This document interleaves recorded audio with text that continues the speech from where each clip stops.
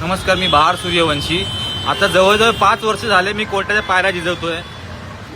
2020 पासून केस टाकले माझ्यावरती. मी माझ्या बायकोला दुसऱ्याबरोबर अफेअर करताना पकडलं आणि माझ्यावरच केस टाकली उलटी की डोमेस्टिक व्हायलन्स करतोय म्हणून. स्वतः घर सोडून गेली. घर सोडताना माझ्या आईला कानाखाली मारून गेली. मला आईला बोलते की तुझ्या मुलाला सडवून मारणार. म्हणजे तेच करते ती आता.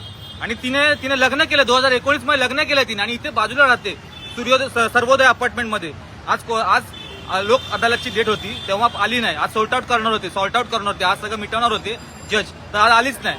म्हणजे आता मी काय करणार, मी काय करू आता.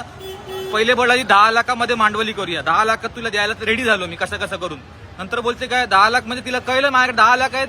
मग बोलते काय नाही 10 लाखात काय होतं, नाही 15 लाख. जेव्हा मेन करायला आलो मीटिंग तेव्हा बोलते 15 लाख घेऊन बसली. 15 लाख पाहिजे म्हणून.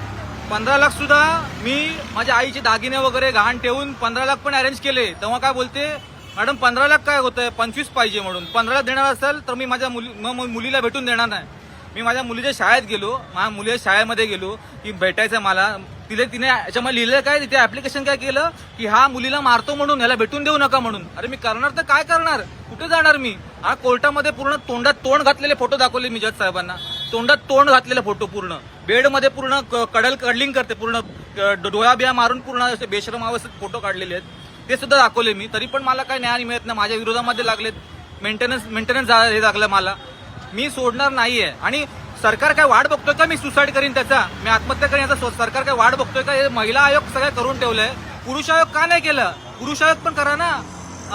आता आम्ही जाणार कुठे, मी काय करू सांगा मला. मी काय करू. मी हार मानणार नाहीये. मी नाही हार मानणार. मी लढणार शेवटपर्यंत. कारण मी माझ्या आईसाठी लढीन. कारण मी आत्महत्या करणार नाहीये. कारण मला माझ्या आईला वृद्धापकाळामध्ये एवढं दुःख द्यायचं नाहीये. आणि मी हारणार नाहीये. मी शेवटपर्यंत लढणार आहे. आणि हिला मी दाखवून देणार आहे की मीच बरोबर होतो. म्हणजे तू स्वतः तिथे राहते, तिथे कंबाला हिल मध्ये जॉब करते, ती चांगली कमवते. माझ्याकडे कशाला पैसे मागते. ठीक आहे, सरकारकडे परत पोहोचवा हा व्हिडिओ.